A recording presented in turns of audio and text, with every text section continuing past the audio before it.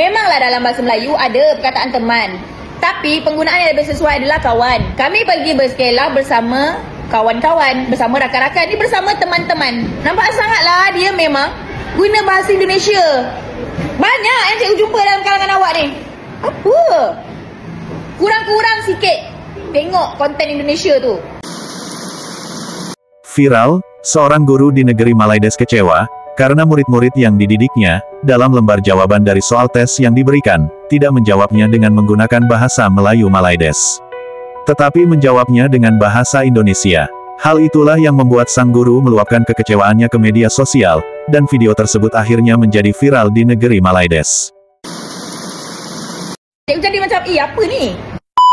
Perkataan yang cikgu jumpa, merencanakan, berencana, rumah sakit, teman. Memanglah dalam bahasa Melayu ada perkataan teman, tapi penggunaan yang lebih sesuai adalah kawan. Kami pergi bersekolah bersama kawan-kawan, bersama rakan-rakan, ni bersama teman-teman. Nampak sangatlah dia memang guna bahasa Indonesia. Banyak yang cikgu jumpa dalam kalangan awak ni. Apa? Kurang-kurang sikit tengok konten Indonesia tu. Jangan terbawa-bawa dalam cerita awak tu dengan bahasa Indonesia, salah. Apa yang dilakukan sang guru tersebut tidaklah salah.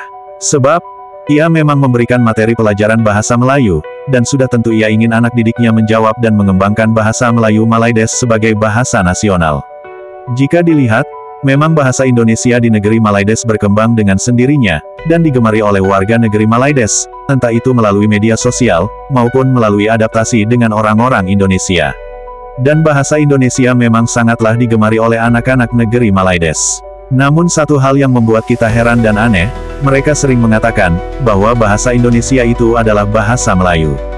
Tetapi ketika ada warga negeri Malaides yang berbicara menggunakan bahasa Indonesia, ada warga Malaides lainnya yang merasa tidak senang, karena itu bukanlah bahasanya. Sedangkan ketika warga Malaides menggunakan bahasa Inggris atau mencampur adukan bahasanya dengan bahasa Inggris, yang biasa disebut dengan bahasa rojak, mereka seakan-akan tidak terganggu, malah terkesan menjadi suatu hal yang biasa. Followers aku kan banyak orang Indonesia dekat TikTok. Jadi aku cakaplah bahasa Indonesia kan, sebab aku malas nak translate. Lepas tu datanglah si orang Malaysia ni, dia katalah, kenapa nak kena cakap bahasa Malaysia? Tak bangga ke dengan bahasa sendiri? Aku bukanlah tak bangga dengan bahasa sendiri. Masalahnya followers aku tu 70% daripada Indonesia, 30% je dari Malaysia. Jadi aku malas nak translate. Aku cakap je lah bahasa Indonesia, lagipun aku boleh cakap sikit-sikit kan. Dah kalau followers aku dari Indonesia, aku ngomonglah bahasa Indonesia. Saya mau membahas kenapa aku gak diperbolehkan untuk ngomong bahasa Indonesia di channel saya. Kan namanya juga channel saya, channel Irifan. Itu I nak cakap bahasa Indonesia, itu kan suka hati I. Itu gak ada dosanya saya mau ngomong bahasa apa. Itu kan terserah saya. Terus kenapa itu kemampuan saya ngomong bahasa Indonesia dipermasalahkan? Saya kuliah di Indonesia, saya mau ngomong dalam medok Indonesia kan itu wajar. Itu kan terserah masing-masing. Jadi saya nggak tahu kenapa itu malah diperbesarkan, dipermasalahkan kan. Berkenaan dengan bahasa Indonesia dan seorang rakyat Malaysia. Rakyat Malaysia lah begitu. Rakyat Malaysia yang dihujat karena menggunakan bahasa Indonesia. Dan saya juga sebenarnya memiliki pengalaman yang sama. Bahkan saya diminta diusir daripada Malaysia untuk pindah ke negara Indonesia. Jadi saya jadi bingung. Kenapa ya? Kalau saya menggunakan bahasa Indonesia harus pindah negara begitu. Jadi orang-orang lain yang menggunakan bahasa Inggris, bahasa-bahasa Asia yang lain, kenapa dipuja-puja begitu? Kenapa kalau menggunakan bahasa Indonesia bahkan disuruh pindah negara, guys? Jadi aneh.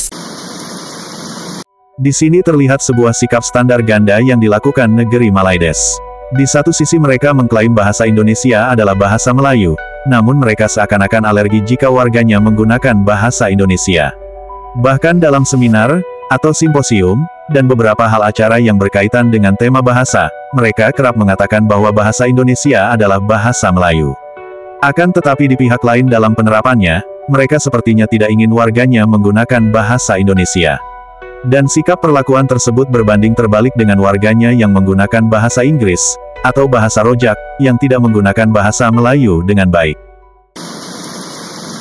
Yang dikatakan bahasa Indonesia itu asalnya bahasa Melayu, dan ini diakui oleh almarhum Presiden Soekarno, Profesor Muhammad Yamin, antara yang menggerakkan kebangkitan kemerdekaan negara Indonesia. Dan dalam Kongres Bahasa Indonesia kedua di Medan sebagai contoh, itu tahun 54 masih disebut yang dikatakan bahasa Indonesia itu ya asalnya bahasa Melayu, tapi dia robah menjadi bahasa Indonesia atas kebangkitan nasionalisme untuk keutuhan politik entiti politik Indonesia. Saya tak ada masalah dan sangat menyokong, sangat mendukung semangat nasionalisme yang kuat, kerana mereka berdasar pada Sumpah Pemuda pada 28 Oktober 1928. Kami pemuda-pemuda Indonesia ya mengaku kami bertanah air satu, negara Indonesia. Berbangsa yang satu, bangsa Indonesia. Berbahasa yang satu, bahasa Indonesia. Itu keselarasan dan soal pernyataan semangat kebangsaan. Tetapi dalam hal yang dikatakan fakta bahasa, fakta linguistiknya, nama yang berubah itu tidak mengubah hakikat bahawa bahasa Indonesia itulah juga sebahagian bahasa Melayu. Kemudian juga ada kesan, mereka seakan-akan berlomba dengan Indonesia, yang sudah menjadikan bahasa Indonesia sebagai bahasa resmi di UNESCO. Sehingga mereka pun berupaya agar bahasa nasionalnya bisa sama seperti bahasa Indonesia. Bahasa Indonesia dah jadi bahasa rasmi ke-10 UNESCO. Bayangkan, dengan pengiktirafan ini, maka bahasa Indonesia akan menjadi sangat terkenal. Dan saya yakin, akan lebih banyak kelas belajar bahasa Indonesia akan dibuka di seluruh dunia. Selepas pengiktirafan UNESCO, saya juga berani jamin, satu persatu pertubuhan besar dunia akan turut mengiktiraf bahasa Indonesia sebagai bahasa rasmi. Dan jangan terkejut, kalau bahasa utama ASEAN nanti pun akan jadi bahasa Indonesia. Pada waktu itu, bahasa Melayu kita tak akan lagi dilihat dan perjuangan untuk mengangkat bahasa kebangsaan sebagai bahasa dunia tidak lagi akan berjaya. Sepatutnya, kita teruskan usaha mantan Perdana Menteri kita dulu, Datuk Seri Ismail Sabri, yang nak jadikan bahasa Melayu sebagai bahasa ASEAN. Walaupun susah nak dibuat di peringkat ASEAN, boleh saja buat di peringkat lain. Namun malangnya, disebabkan kerajaan dan rakyat kita yang sangat tak patriotik ini, maka kita terus dalam kerugian yang amat. Ada satu perkara saya nak maklumkan pada kerajaan. Usaha kita nak memartabatkan kembali bahasa kebangsaan tidak akan lagi berjaya, terutamanya dalam era globalisasi ini, kerana sepatutnya pemerkasaan bahasa kebangsaan telah dibuat sejak 66 tahun dulu. Namun disebabkan Perdana Menteri pertama Tunku seorang yang berjiwa Inggeris dan tidak ada kemampuan mentadbir, maka 66 tahun kita sengsara dengan identiti negara bangsa. Bahasa Indonesia pula dah lama dijadikan bahasa kebangsaan dan digunakan secara menyeluruh di negara mereka sejak sebelum kita dapat kemerdekaan lagi.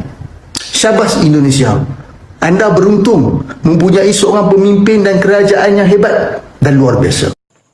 Tapi kita juga perlu salut kepada negara jiran Indonesia yang menitipkan guru-guru bahasa di beberapa universiti di Selatan Thai dan malah memberikan beasiswa kepada para pelajar di Selatan Thai untuk belajar di Universiti Muhammadiyah. 200 beasiswa yang saya dapat fahamkan.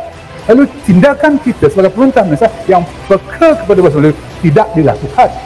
Tidak dapat membaca pergerakan jiran kita yang lebih mendepani kita. Kita perlu membaca ini. Maka Kementerian Luar perlu bijaksana dalam hal-hal ini, membaca apa yang dilakukan oleh jiran-jiran dan membaca apa yang dilakukan oleh orang-orang lain dalam kerangka hendak mematikan peranan bahasa Melayu di kita. Salah satu sifat bahasa adalah universal, di mana bahasa dapat digunakan oleh siapa saja, kapan saja, dan di mana saja. Dan bahasa juga digunakan untuk semua aspek kehidupan, sehingga bahasa pun bersifat dinamis, di mana ia terus berkembang dan berubah, seiring perkembangan zaman. Maka ketika bahasa berkembang ke suatu wilayah, hal itu sulit untuk dibendung. Cukup sekian video kali ini. Terima kasih. Sampai jumpa lagi.